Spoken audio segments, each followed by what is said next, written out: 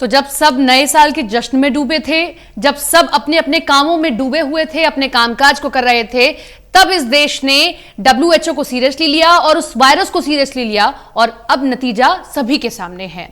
हम बात एक और छोटे से देश की करते हैं, ताइवान। चीन का पड़ोसी देश है और चीन अक्सर उसे धमकी देता रहता है, लेकिन इस बार धमकी का जवाब कुछ ताइवान ने ऐसा दिया कि चीन तिलमिला उठा है। तो क्या जवाब दिया है, इस रिपोर्ट में देखिए।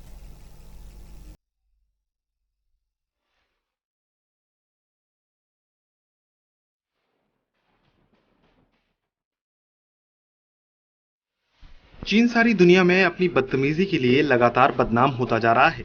चाहे वो भारत हो, हांगकांग हो, जापान हो या ताइवान, हर देश से उसका सीमा विवाद कर रखा है। अब जब ताइवान पर कब्जा करने की कोशिशों में उससे हमले की धमकी दी, तो जो जवाब मिला उससे चीन तिलमिलाकर रह गया। ताइवान ने कहा है कि ऐसा करने की हिमाकत न करना, वरना यह अंतर्राष्ट्रीय कानून का उल्लंघन होगा। चीन वर्षों से ताइवान पर कब्जा करने की नीयत से योजनाएं बनाता चला आ रहा है, लेकिन अब तक नाकामी रहा। गुस्से में अब उसने ताइवान पर हमले की धमकी तक दे डाली। चीन ने ताइवान से कहा कि अगर ताइवान को स्वतंत्र बनने से रोकने का चीन के पास कोई दूसरा विकल्प नहीं बचा तो वह ताइवान पर हमला करेगा। लेकिन ताइवान ने डरने की बजाय इस धमकी पर कड़ी प्रतिक्रिया जताई है। दुनिया भर में कोरोना वायरस भेजकर महामारी पैदा करने वाले चीन ने ताइवान पर हमले की धमकी दी है। इस धमकी के काम को चीनी सेना के chief of joint staff department और केंद्रीय सैन्य आयोग के सदस्य ली जियोचिंग ने अंजाम दिया है।